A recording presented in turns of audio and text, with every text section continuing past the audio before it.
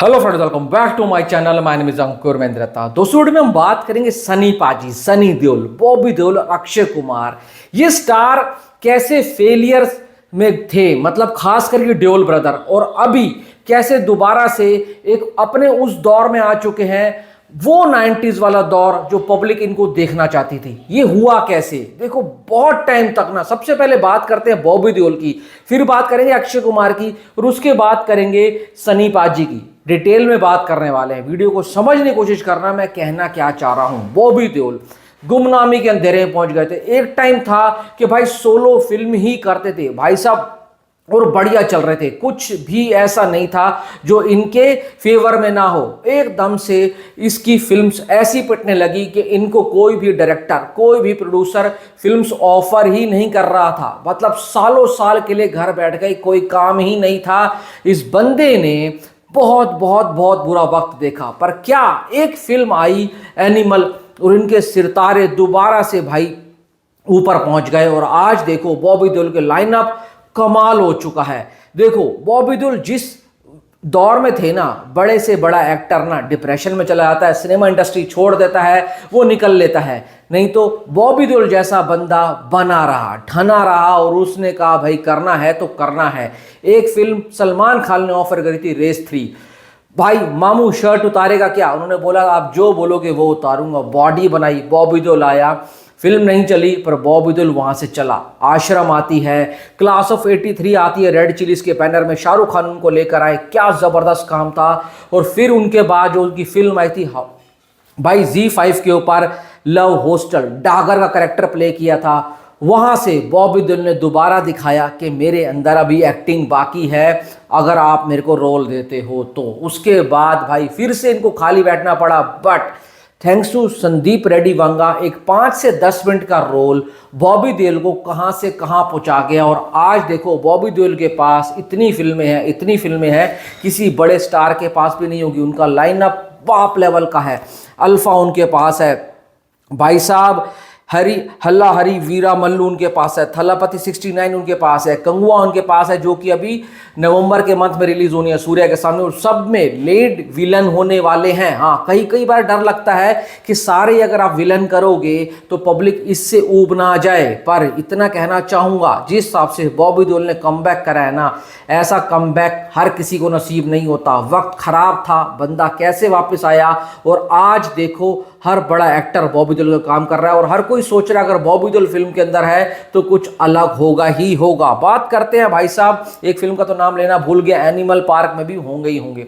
बात करते हैं अक्षय कुमार की। ये स्टार वो स्टार था जो भाई साहब सुपर हिट सबसे ज्यादा था। गारंटी कुमार, हिट कुमार, खिलाड़ी कुमार, साल में 4-5 फिल्में इनकी आनी है। पर सारी की सारी फिल्में बढ़िया बिजनेस करती जाती थी। अब पिछले 2 से 2.5 साल से ज्यादातर कोविड के बाद से अक्षय कुमार का करियर फेलियर की तरफ बढ़ रहा है। और भाई कोई भी फिल्म निकल कर नहीं आ रही है। इनकी अच्छी फिल्में भी पिट रही हैं, और जो नहीं अच्छी भाई वो तो चलती नहीं है। पब्लिक इनको थिएटर में देखने जा ही नहीं रही है। तो ऐसा क्या हुआ कि अक्षय कुमार एक बुरे दौर से गुजर रहे हैं, बॉबी देओल कमबैक कर चुके हैं। सनी देओल की अगर बात करूं तो सनी देओल ने भी बहुत फेलियर देखा है, बहुत ज्यादा फेलियर देखा है। सनी देओल उस वक्त के ऊपर मास फिल्में कर रहे थे जब कोई एक्टर हाथ नहीं लगाता था। सनी देओल फिल्में कर रहे थे, ऐसा नहीं कि ऊपर मूवीज नहीं थी, मूवीज थी। आई लव यू न्यूयॉर्क, यमला पगला दीवाना, यमला पगला दीवाना, फिर से, मोहल्ला 80, भैया जी सुपर हिट, ब्लैंक, चुप, ये फिल्में उन्होंने की हैं। बट कोई भी फिल्म ऐसी थी जो इनको गदर 2 जैसा सक्सेस दे पाई। अनिल शर्मा ने कहा भाई सनी देओल के पास एक ऐसी फिल्म है जिससे उनका भी कमबैक होगा और सनी पाजी का भी कमबैक होगा। 22 साल बाद वो फिल्म आती है।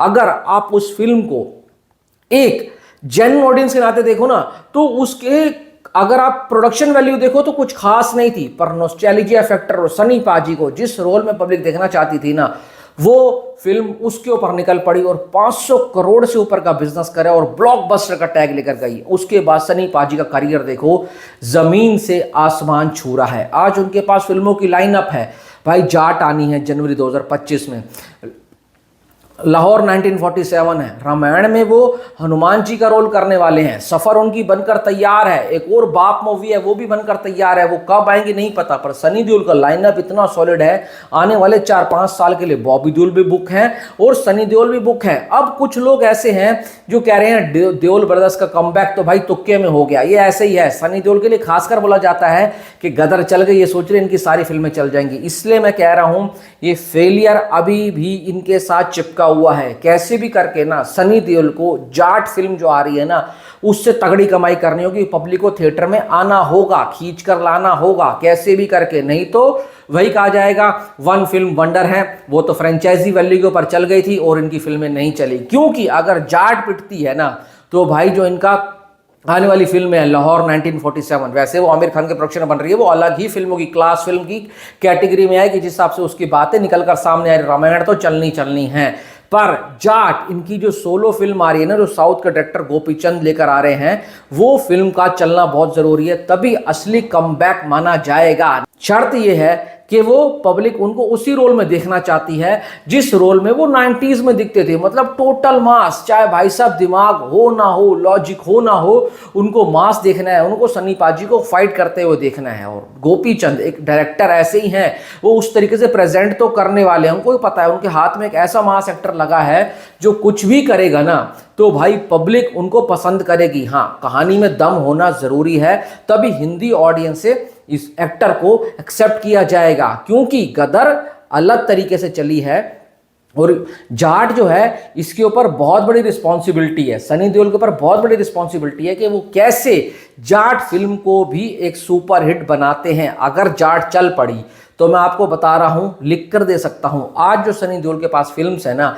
उससे डबल लाइन लगेगी डायरेक्टर की, प्रोड्यूसर की, और साउथ से तो फिर भरमार ही होने वाली है, क्योंकि जाट चल पड़ी तो समझो उनका असली कमबैक तब माना जाएगा। हाँ, बॉर्डर 2 आ रही है, वो तो गदर 2 से भी तगड़ा बिजनेस करके जाएगी, क्योंकि वो फिल्म तो और ज्यादा नॉस्टैल्जिया फैक्टर के ऊपर चलनी है। और उसमें निधि दत्ता जो इंटरव्यू दे रही हैं, जो जेपी दत्ता की डॉटर है, बेटी है, वो बोल रही हैं वो फिल्म के लिए हम कोई भी कमी नहीं छोड़ रहे हैं। और देखा जाए तो दिलजीत पाजी आ चुके हैं, वरुण धवन आ चुके हैं, यही खासियत है कि इस फिल्म से बहुत उम्मीदें हैं। पर मैं बता रहा हूं सनी देओल के अभी जो सेकंड इनिंग चल रही है ना, इनके लाइनअप में सबसे इंपॉर्टेंट फिल्म है जाट, क्योंकि जाट नहीं चली तो फिर से वो नेगेटिविटी फैल जाएगी जो कि पहले थी। इसलिए जो अभी पोस्टर आया है, कुछ एक पक्ष बन चुका है, गुट बन चुका है जो उस पोस्टर को पसंद नहीं कर रहा है, और कुछ लोग हैं जो सनी देओल को दिलो जान से चाहते हैं, उनको पता है मास एक्टर क्या होता है, और वो मास फैक्टर को ही बेचते हुए नजर आ रहे हैं गोपीचंद,